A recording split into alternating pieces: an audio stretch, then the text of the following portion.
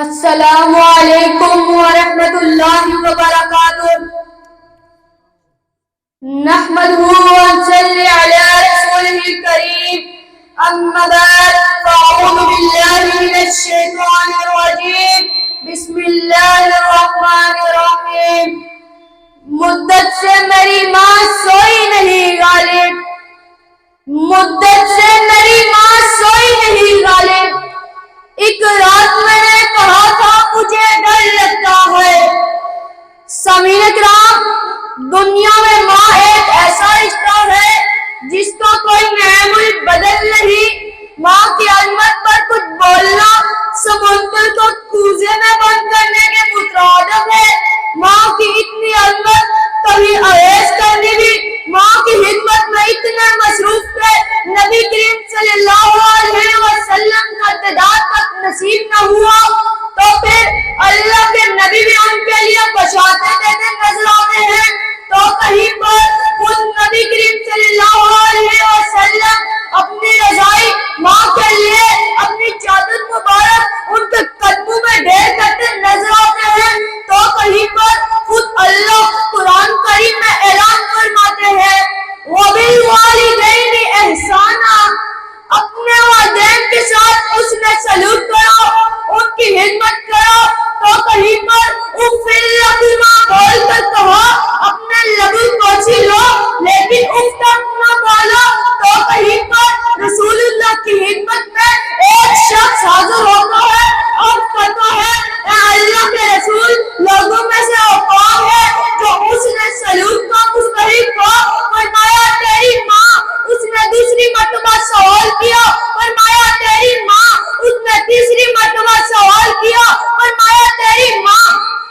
اس نے چوتھی مرتبہ سوال کیا، فرمایا تیرا باپ۔ تو کہیں پر رسول اللہ ارشاد فرماتے ہیں ایسے شخص کی ناک خواہ آلودہ ہو جائے جو اپنی ماں کو بڑھاپے میں پائے اور جنت نہ پا سکے۔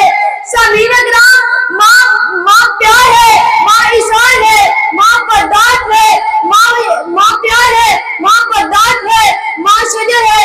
جب میں نے ماں کی عظمت جاننے کے لیے شاعر سے رابطہ کیا تو اس نے کہا ماں تخیل ہے جو آرزو کو تخلیق کا روپ دیتی ہے۔ کسی نے کہا ماں زرخیز مٹی ہے جو ہمارا پیٹ پالتی ہے۔ کسی نے کہا ماں چلچلاتی دھوپ میں شجر سایہ ہے۔ کسی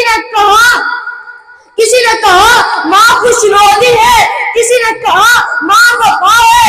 ماں کی عظمت کے اتنے روپ دیکھ کر عقل دنگ رہ گئی۔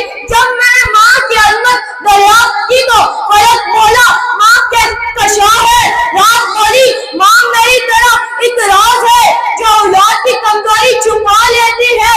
شبنم نے کہا ماں ٹھنڈک ہے جو بچوں کو تسکین دیتی ہے۔ جب کائنات کا ذرا ذرا چراغ اٹھا کے ماں وہ ہستی ہے جس کے دم سے یہ جہاں آباد ہے۔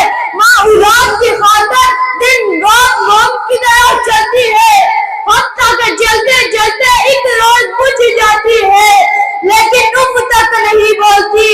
تو پھر کسی شاعر نے بھی کیا خوب کہا ہے ہزاروں خواہشیں ایسی کہ ہر خواہش پہ دم نکلے، بہت نکلے میرے ارمان لیکن پھر بھی کم نکلے۔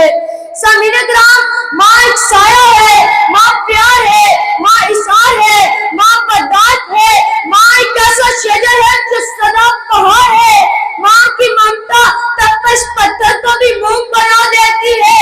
ماں خون دے کر اپنے بچوں کو پالتی ہے، اپنے منہ سے لقمہ نکال کر اپنے بچوں کے منہ میں ڈالتی ہے۔ یہی وجہ ہے کہ اسلام نے ماں باپ کو دنیا کا سب سے مقدس رشتہ قرار دیا ہے۔